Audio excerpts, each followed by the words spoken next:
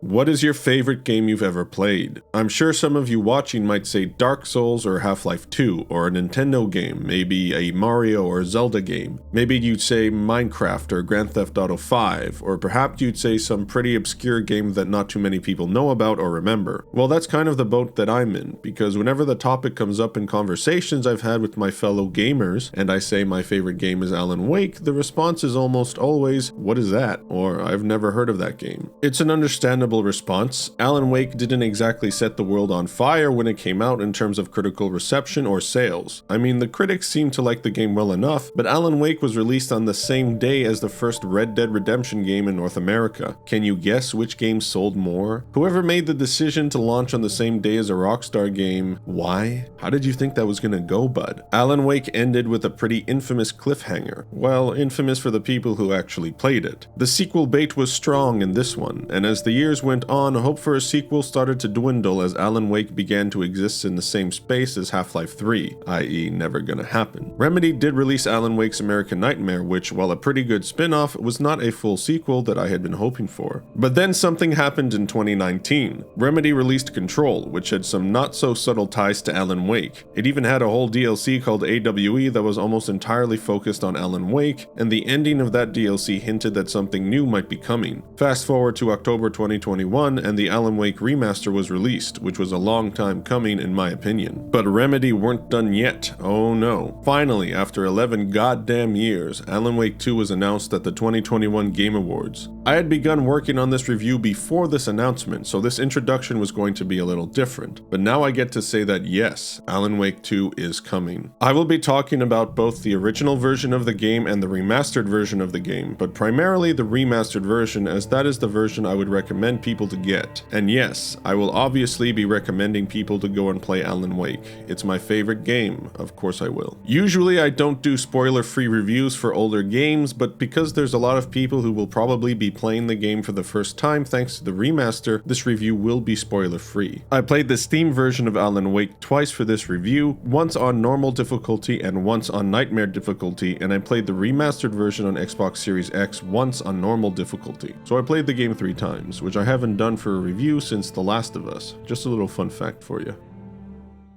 Alan Wake was a very good-looking game when it came out in 2010, and I still think the Steam version holds up very well, for the most part. Some of the cutscenes look pretty compressed, and the facial animations have not aged well at all, with some serious cases of the uncanny valley. The remastered version looks better in almost every way than the original, which, you know, is to be expected from a remaster, right? That it looks better and is actually an overall better experience than the first game, right? The remaster updates all the textures in the environments and character models, making everything look nice and crisp and more detailed than before. The faces have been updated and they definitely look better, but I'm not sold on how Alan looks now. There's just something off about his model, and it's not just because it looks pretty different to how it originally looked. There's just something about the eyes that doesn't sit well with me. I mean, take a look at how Alan's model looked in the AWE DLC. It looks really damn good, but here he kind of looks like a fish. The animations have always been solid, but never the best, and the remaster doesn't really change them all that much, if at all. The original game had a few instances of product placement, like Energizer batteries, a Verizon phone, and even a full-on Verizon commercial placed at the strangest time. The remaster thankfully removes all product placement. Alan Wake primarily takes place in forest environments with a few other locations sprinkled in, and even though a lot of the game is spent wandering through said forests in the dark, it never felt repetitive to me, as Alan Wake has one of, if not the best depiction of forest areas I've ever played in a video game. And I've played Alan Wake probably over 20 times throughout the years, and I still get impressed by the environments every time I play it. There is a noticeable amount of pop-in, especially when driving, but even with that, Alan Wake still has one of the best atmospheres I've ever experienced in a game. The wind blowing through the dark forest, swirling around the mountain fog, and the subtle warping effect that distorts the environment when enemies are nearby. And the sound design. God damn, the sound design in this game is phenomenal. The sounds of the dark presence roaring through the forest as it topples trees which fall with a satisfying thumping crunch on the dead, dry leaves on the forest floor, and the distorted voices of the Taken as they spit out fragments of who they used to be while attempting to kill you is enough to make the hair stand up on the back of your neck. Alan Wake also has one of my favorite game scores. Composed by Petri Alanko, the music is equal parts tense and atmospheric, and creepy and melodic, sorrowful and beautiful. When I think of the score, I think of massive sounding swelling strings and delicate piano arpeggios with plenty of bassy undertones. It's an absolute perfect score for the game in my opinion, with some of my favorite tracks being A Writer's Dream, Welcome to Bright Falls, The Clicker, and Departure. But Alan Wake doesn't just have a great score, it also has a great soundtrack, with songs from artists like David Bowie, Roy Orbison, and Nick Cave. There are a couple of characters in the game that used to be in a band called Old Gods of Asgard, and Remedy had a Finnish band called Poets of the Fall write songs for Old Gods of Asgard, kind of like what CD Projekt Red did for Cyberpunk when they had refused to write songs for Samurai. The remaster updated the UI, and it is a noticeable improvement, particularly during gameplay. Even with all my playthroughs of Alan Wake, I still have trouble telling if I have the flares or flashbangs equipped because the number of each item I currently have is on top of the item icon. But the remaster fixed this by moving the number to the side of the icon instead of on top of it. Nice! In the original release of Alan Wake on the Xbox 360, the game had 3 difficulty options, which were normal, hard, and nightmare. However, both the Steam version and the remaster changed these difficulties to easy, normal, and nightmare. I'm not sure, however, if these difficulties have actually been changed or if the name has just been changed. The only technical issue I had with the remaster was some odd stuttering during cutscenes, where a cutscene would be playing and then just stop for a second, then continue playing, stop again, and continue again. It only happened once or twice, but it was very obvious, and I don't remember this ever happening in the original version.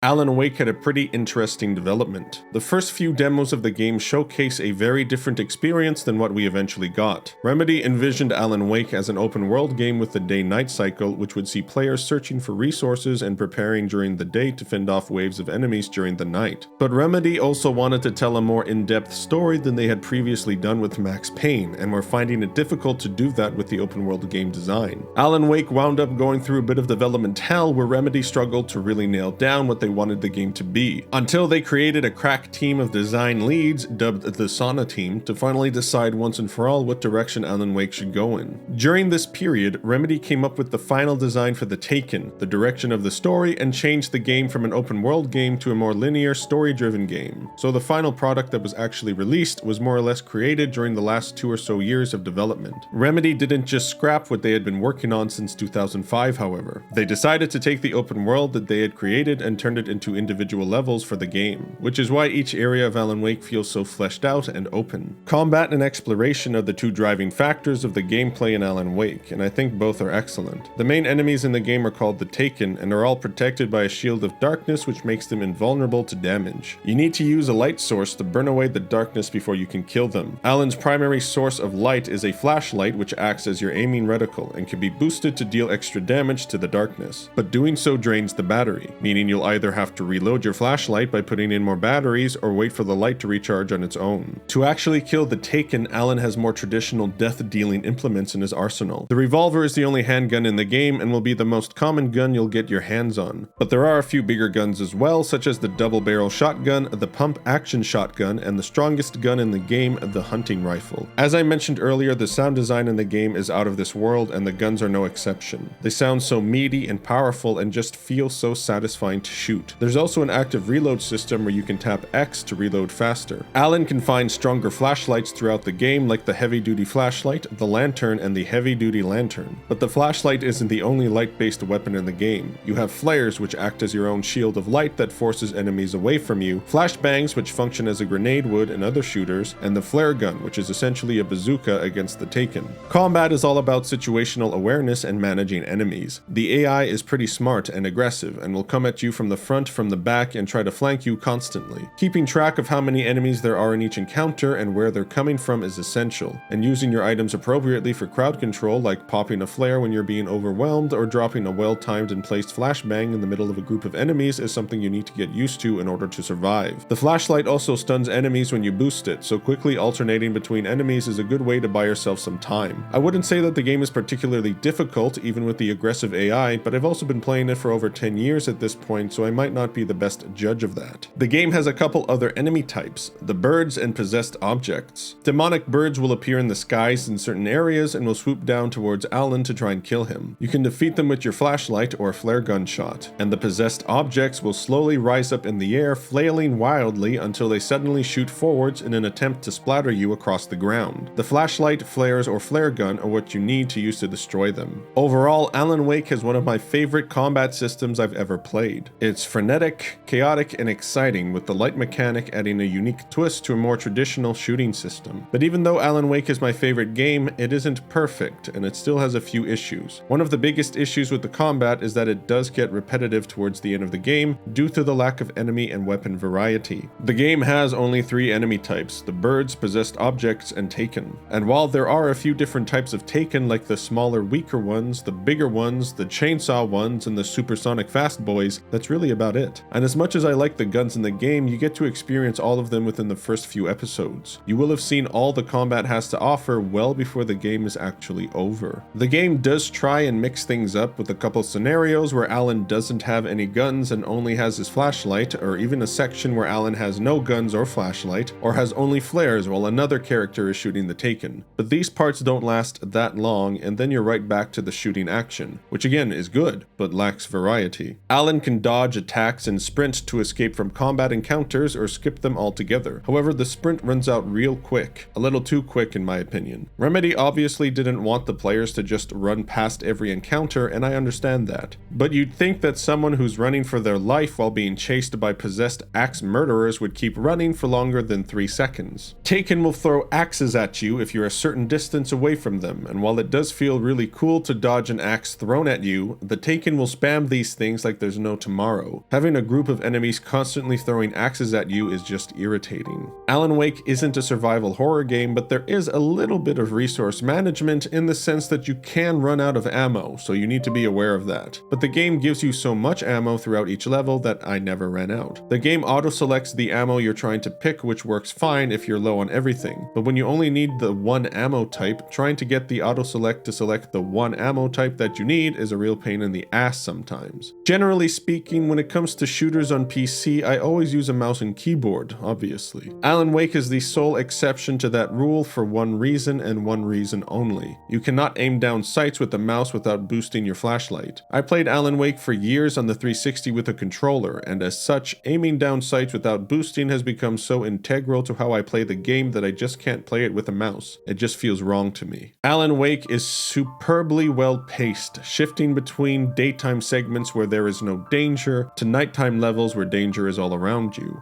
The constant raising and releasing of tension during the night and the longer breaks in the action that occurs during the day gives the game a great ebb and flow. The only point in the game that I feel drags is the final episode, because by that point every question about the story and what's going on in the game has been answered, and it's just a matter of getting to the end of the game. There's also no new gameplay elements introduced either, so yeah, the final episode is a little too long. There are a few parts of the game where you can drive vehicles in bigger levels, and while it is a nice change of pace, the vehicles really don't handle well.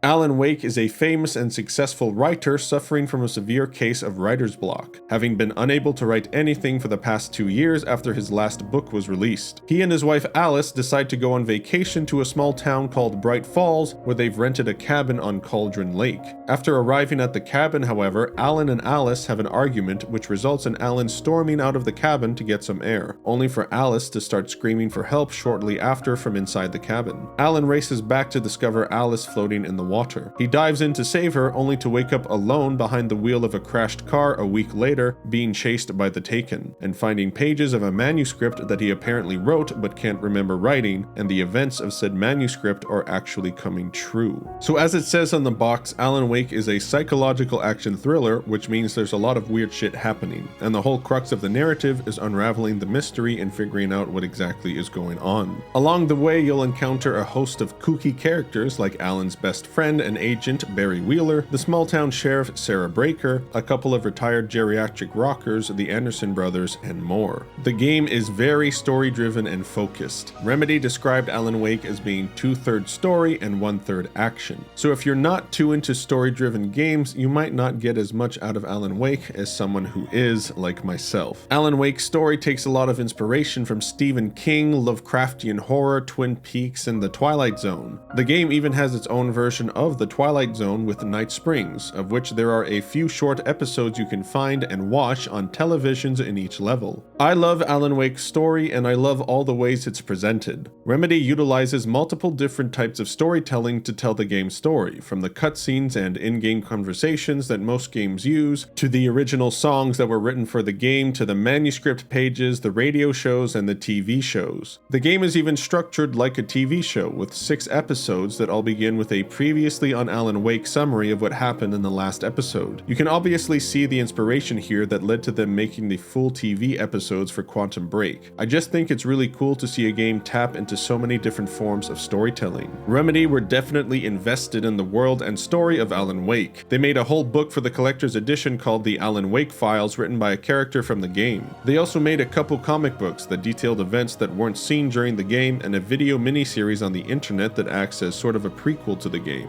The story has lots of twists and turns and revelations, and one of my favorite endings in a video game. But there are a few oddities that should be discussed. I find some of the writing can be kinda strange. There's plenty of times where the dialogue feels mechanical and unnatural, like the writers just wanted to communicate something to the player in the most obvious way possible without actually trying to make it seem like a real person was speaking. Some of the voice acting is also kinda weird. It's overall pretty good, but there's definitely more than a few times where a character will say a line in a way that just sounds bizarre. The game has a lot of collectibles/interactables, maybe a little too much. The story-related content, i.e. the manuscript pages, signs in the world, radio shows, and TV shows are great, but the coffee thermoses and beer cans feel tacked on and nonsensical. Due to how Remedy constructed each level from a part of their open world, these levels were quite big and open for a linear game, so it does make sense to create collectibles and extra story content for your players to find and incentivize them to explore. But I think it would have been better to cut the thermoses and beer cans and just have the rest. Speaking of the manuscript, while I think it's a really cool story concept that the book Alan can't remember writing is coming true, Alan doesn't ever make use of the pages he finds save for a couple instances in the story. He doesn't even comment on what's written on the pages he finds. You'll find a page as you progress through a level, you'll read it, and it might say that Alan is going to face off against the chainsaw-wielding Taken. As the player, you know that this is going to happen pretty soon, so you should save your more powerful items and weapons for that encounter. But Alan doesn't even acknowledge that anything is going to happen. It really creates a disconnect sometimes, and it seems like there could have been more done with this unique feature that the game has. It would have been more work, but at least one line from Alan would have sufficed. He could have just said something like, "A chainsaw? Oh shit, this is gonna be fun." Just something. Alan Wake has 2 DLC episodes that take place after the ending of the game and are included in the remaster. I won't go into details as I don't want to spoil anything, but I think they are worth playing and have some of the most creative and unique sections of the whole experience. Alan Wake is not a perfect game. Its combat is lacking in weapon and enemy variety, its story is sometimes badly acted and written, and even though the remaster looks better than the original, there are still some visual elements that haven't aged too well. But despite all this, Alan Wake has been my favorite game ever since I first played it in 2010, 12 years ago. The combat is fantastic, the story is gripping and enthralling, the music is phenomenal, and the atmosphere is simply the best I've ever experienced. If you like horror games, or action games, or games with a good story, play Alan Wake. Even if you don't like horror games, you might still like this game. My roommate, who is not a fan of horror games at all, played Alan Wake and liked it a lot. Still, this game is not going to be for everyone, because no game is. But it is definitely for me. I'm going to give Alan Wake a 10 out of 10. The first game I've ever given that score to on my channel, and it is well deserved.